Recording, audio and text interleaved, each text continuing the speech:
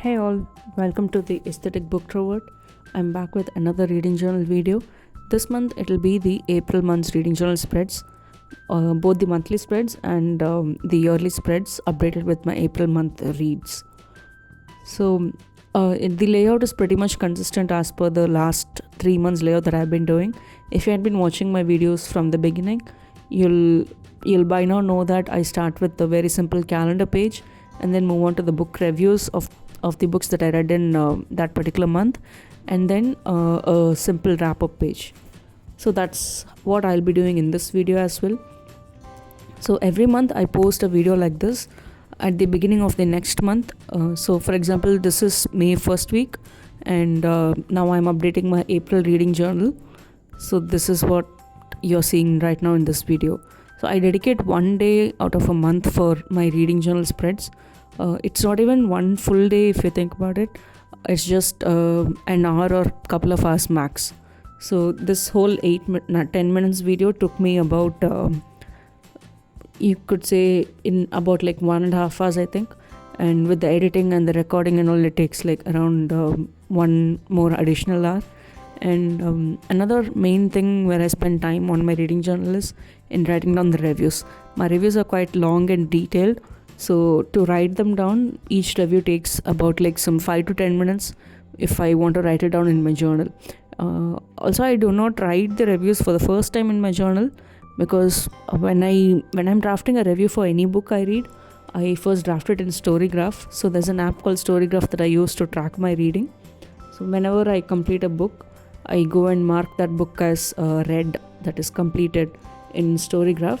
And whenever I feel like it, I'll write a review for that book there. So after that, from there, I copy it into my physical reading journal. So that is how my reviews work. So the most time goes in writing the reviews in my reading journal. And so that is what keeps me consistent. So till last year, I was updating my journal very off schedule. For example, I'll update like 3 months at once, and there have been days where I update in the middle of the month and again at the end of the month. So it was very haphazard. This year, now that I'm posting videos every month of the process of it, I've been more consistent. And the first week of the month is dedicated to my reading journal. So every weekend, that is every month, the first weekend, I'll do this. I'll record this video, I'll edit it and post it on YouTube. So that kind of gives me an extra nudge to actually maintain my reading journal as well. So if you're someone who is starting out reading journal, I would say that create an accountability for it. Say by first week of the month, I need to post this spread on my Instagram, or by first week of the month, I need to post this on my YouTube, something like that. So that will give you a push. So last year, what gave me that push was I desperately wanted to have something to look back on. So say in 5 years, if I look back on this reading journal, I'll be very, very happy seeing it. And to read how and what I was thinking about the books I read back then, it would be a very thoughtful introspection. So yeah, basically that served as my primary motivation for the entire of last year.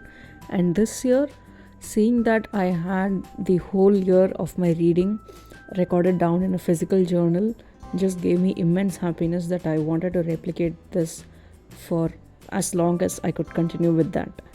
So this year also so far I've been pretty consistent, and this YouTube thing is just an added motivation for me to update my journal then and there and update it once in a month consistently.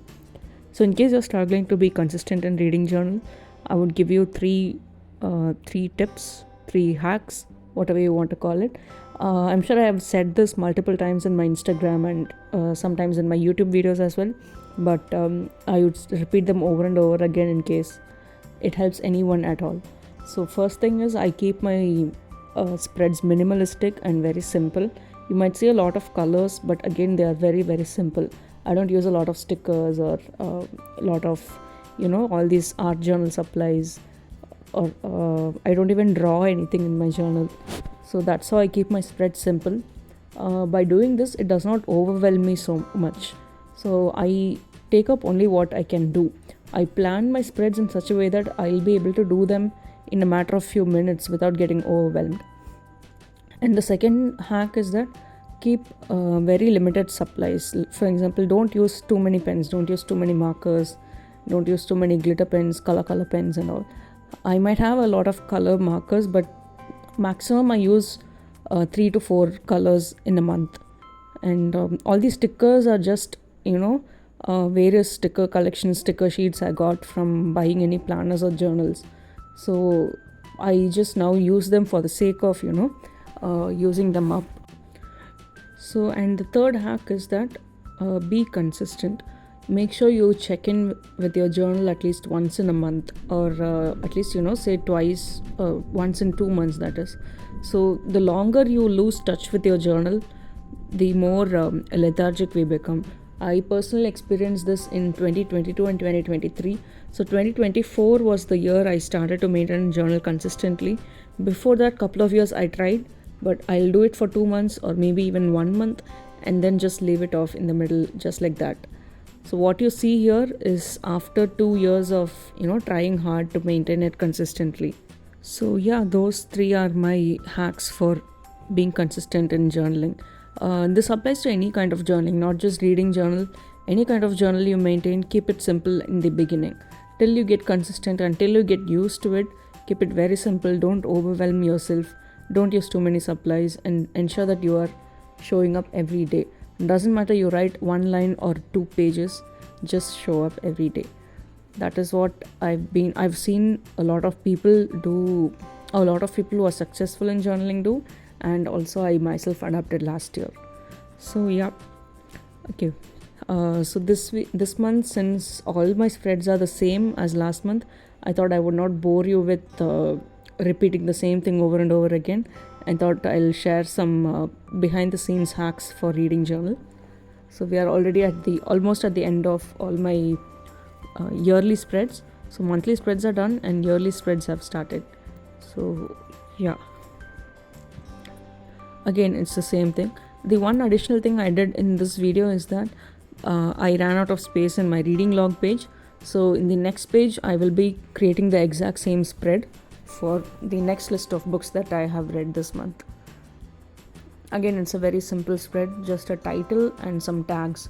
So all these tags are basically to represent why I read that book. So for example, this year I have taken up Read Christie Challenge, and this year I have a book club called the Lid Zone Book Club, where we choose one book each month and try to read that book during that month.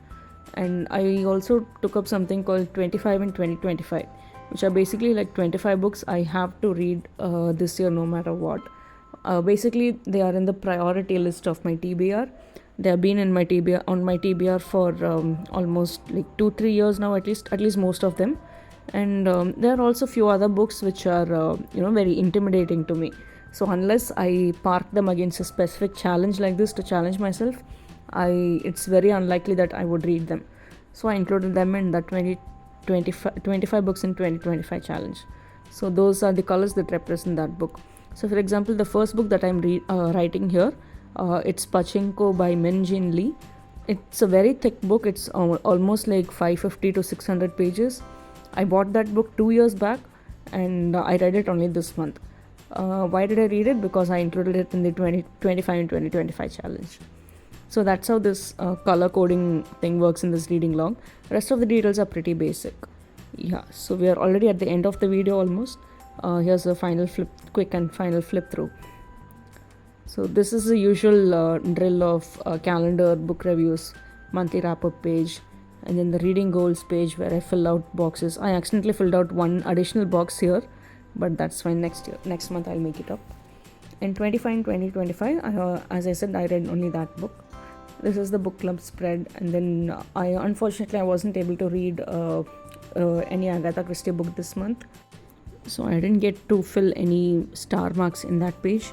And next we have all the reading trackers and reading logs, etc. So I hope this video was more informative than my usual reading journal videos. And I can't believe I've already reached about like 80% of my journal. So anyway, see you next month in a similar reading journal video. Bye. Thanks for watching.